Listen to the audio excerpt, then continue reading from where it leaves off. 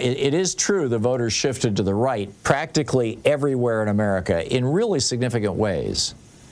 But I don't think Democrats should take that as a defeat. I think they should take it as an opportunity, the way Republicans did in '76, the way Republicans did in 2008, and say, what can we do to improve our message?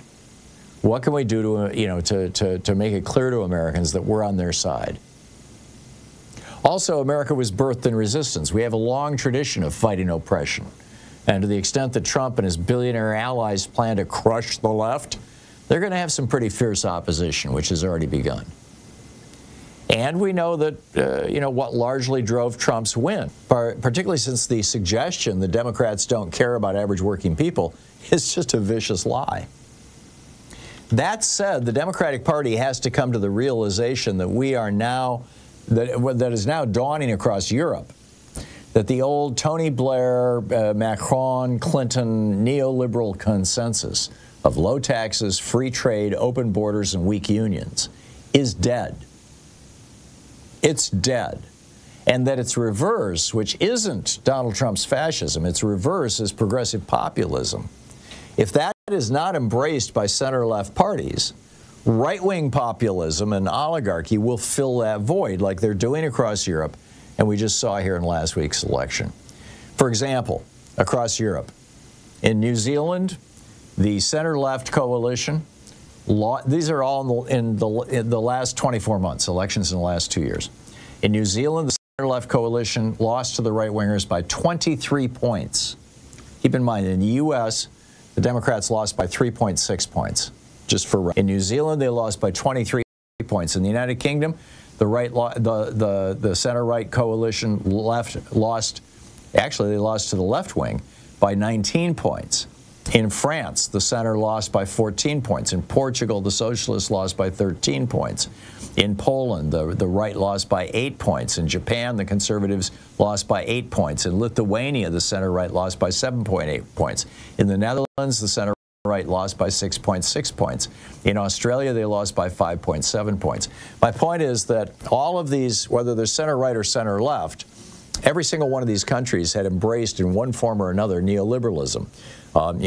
Reducing union density, keeping taxes on billionaires low, open trade, open borders, all this kind of stuff. And Democrats have to figure out that this is dead.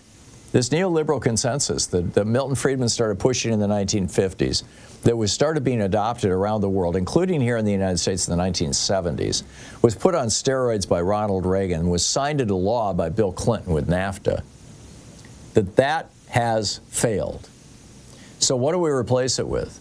Well, I think the Democrats should look at three major policy positions, and I've talked about it all earlier to you, but I think it's a good time now to revisit them. Number one, bring our jobs home.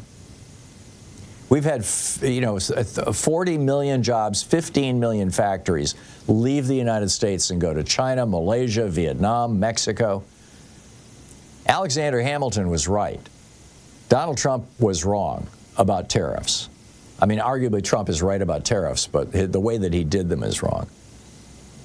And we need to have a protectionist trade policy. Now, that doesn't just include tariffs.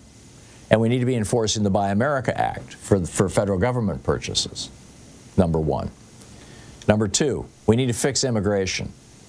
I laid this out back 3 years ago in an article on my newsletter. The main driver of immigrants and refugees is the Republican Party itself, was the title. Prior to the Reagan era, getting a job in manufacturing, construction, or meat packing was a surefire ticket to the middle class. Hell, the Wisconsin football team, the Packers, was put into place and funded by the meatpacking union. They had big money. But Reagan gutted America's unions. And, what that did was it opened the door for employers to hire people who are in this country illegally and willing to work for a song. And, we've got to fix that. And number three, we need to end homelessness and the crime associated with it. And to end homelessness, I'm suggesting that we need to say it is no longer legal for big banks and Wall Street hedge funds to buy up single-family homes and flip them into rental properties and for foreign billionaires to buy housing in the United States and leave them empty. We have 15 million empty homes in America, mostly investment homes. We only have 1 million homeless people.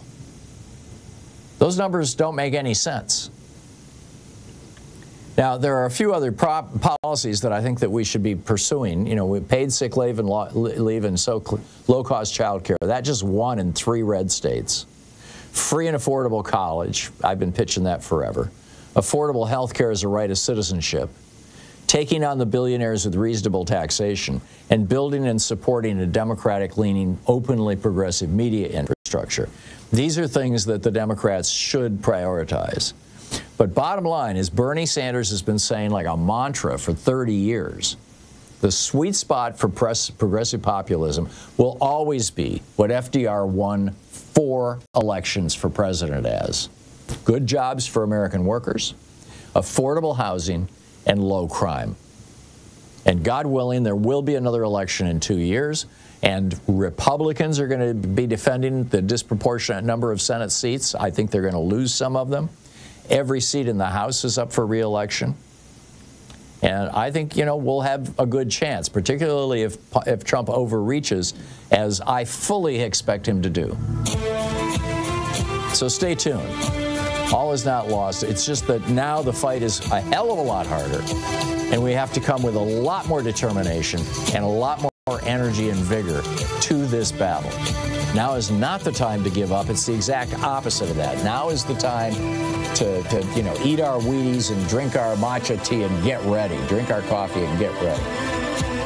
I'm drinking matcha tea. We'll be right back.